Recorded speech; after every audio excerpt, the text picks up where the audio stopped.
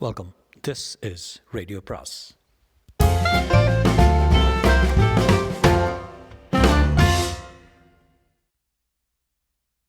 அனைவருக்கும் அன்பு வணக்கம்.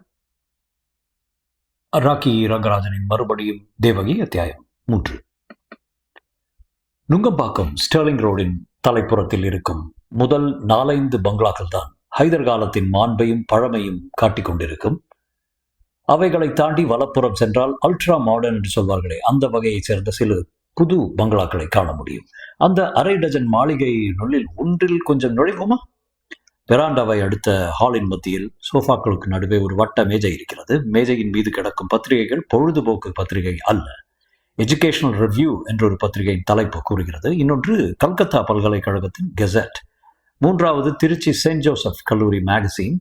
சோஃபாக்களுக்கு பின்னால் சுவரோடு ஒட்டினார் போலுள்ள சித்திர குள்ள கண்ணாடி பீரோவில், இதன் உயரம் 1.5 அடிதான் இருக்கும், தங்க ரேக் போட்ட என்சைக்ளோபீடியா பிரிட்டானிக்காவின் வால்யூம்கள் அழகுற அடுக்கப்பட்டுள்ளன. இவ்வளவையும் கொண்டு அந்த மாளிகையில் ஒரு அறிவாளி, குறைந்தபட்சம் கல்வித்துறையில் நெருங்கிய ஈடுபாடுடையவர் வசிக்கிறார் என்று ஊகிப்பீர்களானால் அது தவறாகாது. மீனாம்பாள் கல்லூரியின் பிரின்சிபலான திருமதி தர்மு சிவராஜின் இல்லம்தான் இந்த பங்களா. நல்லது.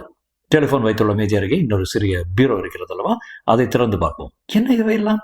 தடித்த கருத்த அட்டை போட்ட போட்டோ ஆல்பங்கள், வைக்கோல் வண்டிக்காரன் ஒருவன் விளக்கேற்றி கொண்டிருக்கிற காட்சி முதல் லால் பகதூர் சாஸ்திரி சிற்றுண்டி அருந்தும் காட்சி வரை பலவிதமான புகைப்படங்கள் ஒட்டப்பட்டிருக்கின்றன இந்த போட்டோ ஆல்பங்களில். இதிலிருந்து இதே பங்களாவில் ஒரு அமைச்சர் புகைப்பட ரசிகரும் இருக்கிறார் என்று ஊகித்தீர்களானால் அதுவும் தவறாகாது. பிரின்சிபல் தர்முவின் கணவரும் பிராக்டிஸ் பண்ணாத பாரிஸ்டருமான சிவராஜுக்கு அந்த பைத்தியம் எக்கச்சக்கமாக உண்டு. மெத்தையில் உள்ள படுக்கை அறையில் கிர் என்று அலாரம் அடிக்கும் ஓசை காதில் விழுகிறது. இனி நாம் விலகிக் கொள்ள வேண்டும். வீட்டின் கீழ்ப்புறத்தில் சிவராஜுக்கு ஒரு டார்க் ரூம் உண்டு. அங்கே புகைப்படங்களை கழுவுவதும் என்லார்ஜ்மெண்ட்டுகள் போடுவதும் அவருக்கு பிடித்தமான வேலைகள். வெயில் ஏறி வந்துவிட்டால் படங்களை கழுவுவது சரியாய் வராது.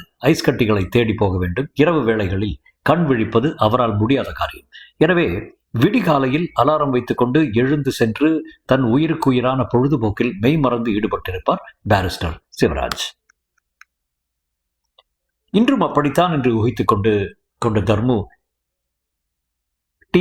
டீ போட்டாச்சா அம்னி என்று தன் மலையாள சமையற்காரிக்கு ஒரு அதட்டலை வீசிய வண்ணம் படுக்கை அறையிலிருந்து வெளிப்பட்டு கீழிறங்கி வந்தாள். அவளுடைய இரட்டை நாடியான சரீரத்தையும் பாப் வெட்டப்பட்ட தலையையும் வீட்டுக்குள்ளே கூட ஸ்லிப்பர் மாட்டிக்கொண்டு சஞ்சரிக்கும் நாகரிகத்தையும் மலையாள சமையற்காரியிடம் பெட்டி வாங்கி குடிக்கும் காஸ்மோபாலிட்டன் பழக்கத்தையும் காணுகிற எவரும் தஞ்சாவூர் ஜில்லாவில் திப்பிராஜபுரம் கிராமத்தில் தர்பை புல் கட்டுடன் ஓடி ஓடி ஒரு சான் வயிற்றை கழுவிக்கொண்டிருந்த ஒரு வைதிகரின் சீமந்த புத்திரியாக பிறந்தவள் இந்த தர்மு என்பதை மறுத்து சத்தியம் கூட செய்ய தயாராயிருப்பார்கள்.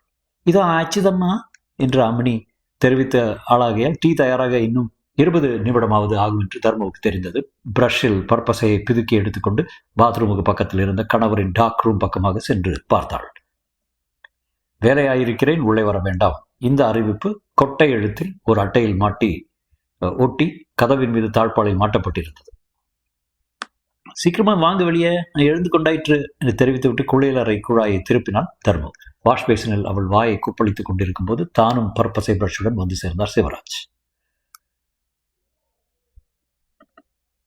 பிரேக்ஃபாஸ்ட் முடிஞ்சதும் பேனாவும் இன்லைன் கவரும் எடுத்து வைத்துக் கொண்டு உட்கார போறேன் என்று பிரகடனம் செய்தார் சிவராஜ்.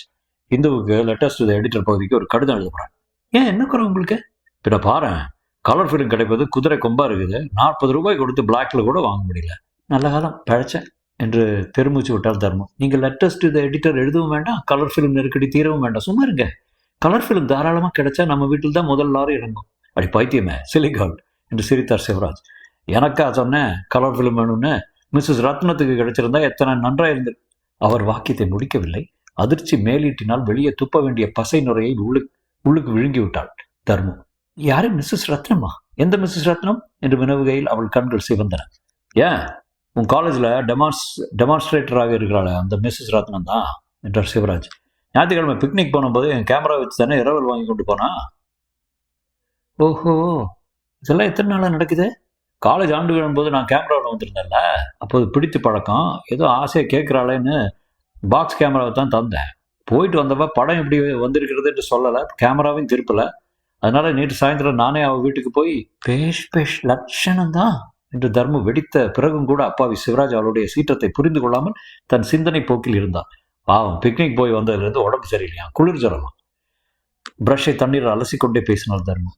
அவ தான் பசங்களை பிக்னிக்கு அழைச்சி போறாள்னு என்னென்ன கூத்தாலமாக அடிச்சு வச்சிருக்கிறாளே. அம்பிகா என்ற ஒரு ஸ்டூடெண்ட்டுக்கு முன்ஜென்ம நினைவு வந்தது. என்னென்னவோ சொன்னா ஊர் கூட அளந்து தொலைச்சி வச்சிருக்கா. அந்த பெண்ணும் 2 நாளாக காலேஜுக்கு வரல, இவளும் வரல. இன்னைக்கு 2 பேரையும் கூப்பிட்டு அனுப்பி ஒரு ஃபுல் ஸ்டாப் வச்சு விட்டு தான் மறுவேலை. சிவராஜ் தன் வருத்தத்திலேயே இருந்தார். இன்னும் எதுக்காக சொல்ல வந்தேன்னா, அந்த மிஸ்ஸஸ் ரத்னா ஒரு ஜீனியஸ். வெறும் பாக்ஸ் கேமரா தான் கொடுத்தேன், 2 ரோல் ஃபிலிம் கொடுத்தேன், ஒரு ரோல் தான் டெவலப் பண்ணி பார்த்தேன். என்ன பிரமாதமா இருக்கு தெரியுமா, வெறும் பிளாக் அண்ட் ஒயிட்டு. அதுவே இத்தனை நன்றாக வந்திருக்கிற போது கலர் ஃபிலிம் இருந்திருந்தா இன்டர்நேஷனல் போட்டிகள் கூட அனுப்பலாம். ஃபிலிம் எங்கே கிடைக்குது? இன்னொரு ரோலையும் கழுவி பார்த்துடணும் வெயிலுக்கு முன்னால. அவர் பேசிக்கொண்டிருக்கும் போதே தர்மு தன் தந்த சுத்தியை முடித்துக்கொண்டு போய்விட்டார். தந்த சுத்தியை முடித்துக்கொண்டு போய்விட்டார். மேனாட்டு முறைப்படி அலங்கரிக்கப்பட்ட சிற்றுண்டி மேஜையின் ஒரு புறத்தில் உட்கார்ந்து கொண்டு தேநீர் கோப்பையில் சர்க்கரை போட்டு கிணுகிணுவென்று தர்மு கலக்கி கொண்டிருந்த போது வேகமாய் வந்த சிவராஜ், என் டாக்டர் ரூமை யார் பூட்டியது, நீயா என்று பதறினான். நான் ஏன் பூட்டுறேன் என்று கூறி இடுப்பில் சாவியை பத்திரமாக இறுக்கி கொண்டார் தர்மு. நீங்களே ஞாபகம் மருதியை பூட்டியிருப்பீங்க.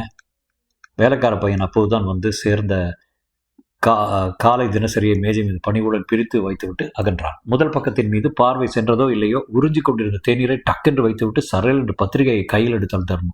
அவுட்ரேஜஸ், ஸ்கேண்டலஸ் என்று இறைந்த வண்ணம் படிக்க தொடங்கினான். டாக்டரும் பூட்டப்பட்டதை காட்டிலும் விபரீதமான சமாச்சாரமும் இருக்க முடியுமா என்ற சந்தேகத்துடன் சிவராஜ் தானும் கழுத்தை நீட்டி பார்த்தார். கல்லூரி மாணவியின் வாழ்க்கையில் அதிசயம், முற்பிறவி நினைவு வருகிறதாம் என்று தலைப்புகளை பார்த்ததும் அவருக்கு மனைவியுடன் பேசவே தைரியம் பிறக்கவில்லை. சுத்த கிறுக்குத்தனமா இருக்க, யாரை கேட்டு இதெல்லாம் பிரசுரித்தாங்க, யார் பேட்டி தந்தது என்று அடுக்கடுக்க கேள்விகளை வீசிய வண்ணம் எழுந்து கொண்டால் தர்மம். ஞாயிற்றுக்கிழமை அடையாறு பங்களாவில் நடைபெற்ற அதிசயத்துக்கு பிறகு திங்களும் செவ்வாயும் அம்பிகா கல்லூரிக்கு வரவில்லை. 4 பேர் 4 விதமா பேசுறாங்க, வீட்டுக்குள்ளே இரு என்று சித்தி மரகதம் அவளை அடக்கிவிட்டாள். அப்படியே சூரியன் கட்டாயத்தின் பேரில் செவ்வாய்க்கிழமை என்று கலிவரதனை பார்க்க போய்விட்டு வரும்படி நேர்ந்தது. புதன்கிழமை காலையில் கலிவரதனும் பொன்னடியும் வந்துவிட்டு போன பிறகு அம்பிகாவை கட்டுப்படுத்தி வைக்க முடியவில்லை. நான் போகத்தான் போவேன் என்று அம்பிகா கல்லூரிக்கு புறப்பட்டு விட்டால். காலேஜில் காலடி வைத்ததுமே அழைப்பு காத்திருந்தது. பிரின்சிபால் தர்மு சிவராஜ் காலை 8:30 மணி முதல் அவர் அறையிலேயே காத்து கொண்டிருக்கிறாராம். அம்பிகா வந்ததும் சொல்ல சொன்னாராம். பியூன் இப்படி தெரிவித்ததும் அம்பிகா தாமதிக்காமல் அங்கே விரைந்தாள். அம்பிகா, இதெல்லாம் என்ன நான்சென்ஸ் என்றவாறு மேஜை திறந்து 2-3 தந்தி உரைகளை எடுத்து வெளியே போட்டாள் தர்மம்.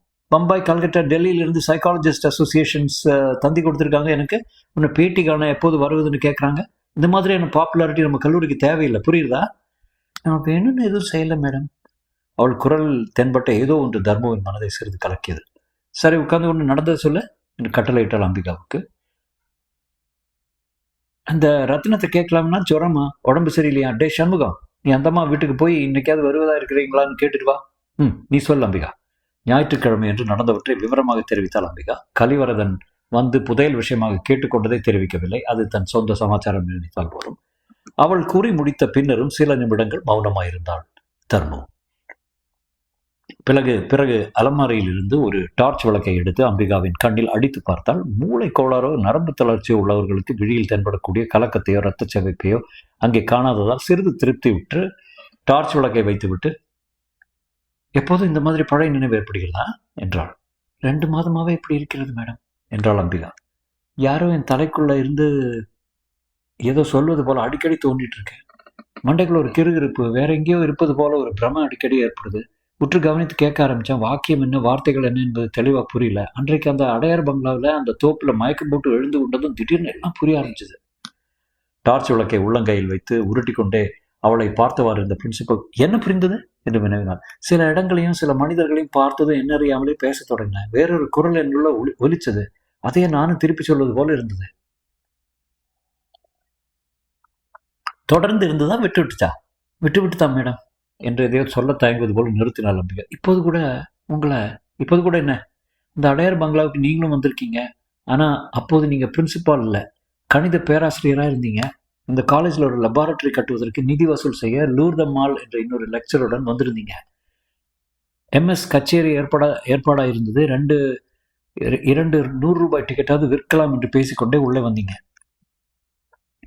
சாத்தியிருந்த அறைக்கதவை திறந்து கொண்டு உள்ளே நுழைந்த பியூன் சண்முகம், ரத்னமாவுக்கு நல்லா காய்ச்சலுங்க, பதிலே சொல்லலைங்க எனக்கு என்று தெரிவித்தார். சரி, நீ கொஞ்சம் பொறுத்து வா என்று அவனை அனுப்பிவிட்டு அம்பிகாவிடம், நீ சொல்லு என்றால் தர்மு பிரமிப்புடன். கேட்டில் நுழையும்போது ஒரு பழைய ஆணி உங்கள் காலில் குத்திருச்சு. கொடகுடன் ரத்தம் கொட்ட உள்ளே வந்தீங்க. நான் எம்ப்ராய்டரி போட்டுக்கிட்டு வராந்தாவில் உட்கார்ந்துருந்தேன். உங்கள் காயத்துக்கு டிங்சர் போட்டு பஞ்சு வச்சு கட்டு கட்டி டிக்கெட்டும் வாங்கி கொண்டேன். ஆமாம் திகைப்புடன் ஒப்புக்கொண்டார் தர்மு சிவராஜ். வேறு வழி? அந்த ஆணி குத்திய காயம், அதற்கப்புறம் செப்டிக் ஆகி 1 மாதம் கால் கட்டுடன் தவித்ததை அவளால் எப்படி மறுக்க முடியும்? தர்முவினால் இதற்கு பின் பேச முடியவில்லை சகஜமாக. சரி, நீ கிளாஸுக்கு போ என்று அம்பிகாவை அனுப்பிவிட்டாள். ஆனால் அவள் போகும் முன், இனி எந்த பத்திரிகைக்காரருக்கும் என்ன கேட்காம பேட்டி கொடுக்காத என்று எச்சரித்து அனுப்பி வைத்தாள்.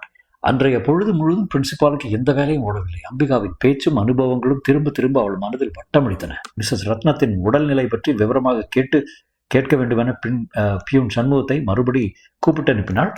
அவன் கல்லூரி கடிதங்கள் பலவற்றை பட்டுவாடா செய்வதற்காக சைக்கிள் புறப்பட்டு போய்விட்டான் என்று தெரிந்தது. இனி மாலை 6 மணிக்குத்தான் திரும்புவான். அத்தனை உடம்பு சரியில்லாதிருந்த மிஸ்ஸஸ் ரத்னத்தை நேரில் பார்க்காதிருப்பது முறையல்ல என்று அந்த பிரின்சிபாலின் கடமை உணர்வு கூறியது. அம்பிகாவை பற்றி அவளிடம் இருந்தும் தகவல்கள் விசாரிக்கலாம்.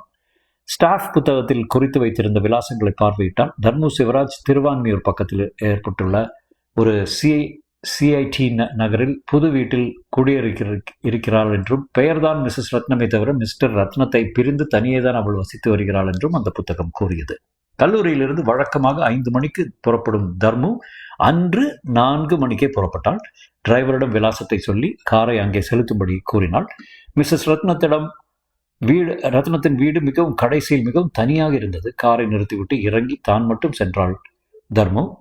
வாசல் புறத்திலிருந்து கூப்பிட்ட போது யாரும் பதில் தரவில்லை. உள்ளே நுழைந்தாள். வீட்டுக்குள் எவ்வித சத்தமும் கேட்கவில்லை. முன்புறத்தில் இருந்த அறைக்குள் எட்டி பார்த்த பிரின்சிபல், ஐயோ என்று வீறிட்டாள். கண்ணிமைக்கும் நேரம் போதுமானதாக இருந்தது. கட்டிலில் கிடந்த மிஸ்ஸஸ் ரத்னத்தின் உடலிலிருந்து உயிர் பிரிந்து விட்டது என்பதை கண்டுகொள்ள. ஆனால் அதுவல்ல காரணம் தர்மு சிவராஜ் அலறியதற்கு. மிஸ்ஸஸ் ரத்னத்தின் மரணம் இயற்கையாக காய்ச்சலினால் ஏற்பட்டிருக்கவில்லை. அவள் கழுத்தில் நெரிக்கப்பட்ட தழும்பு தெரிந்தது. விழிகள் வெளியே பிதுங்கி இருந்தன. தொடரும்.